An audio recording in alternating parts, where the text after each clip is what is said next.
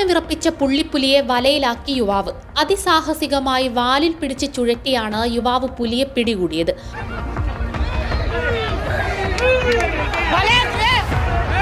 മംഗലാപുരത്തെ തുമകുരുവിൽ കഴിഞ്ഞ ദിവസമാണ് സംഭവം.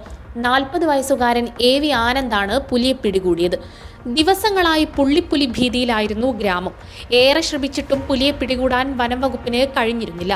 തുടർന്ന് നാട്ടുകാരുടെ സഹകരണത്തോടെ കെണിയൊരുക്കിയെങ്കിലും ഫലമുണ്ടായില്ല. കഴിഞ്ഞ ദിവസം ഗ്രാമത്തിൽ വീണ്ടും എത്തിയ പുലിയെ നാട്ടുകാർ വളഞ്ഞു. വനമുദ്യോഗസ്ഥരും സംഭവ സ്ഥലത്തെത്തി. ഭയം തോന്നിയ വനപാലകർ പുലിയോടടുത്തില്ല. എന്നാൽ ഗ്രാമവാസിയായ ആനന്ദ് പിന്നിലൂടെ പതുങ്ങിയെത്തി വാലിൽ പിടിച്ച് പുലിയെ ചുഴറ്റിയെടുക്കുകയായിരുന്നു.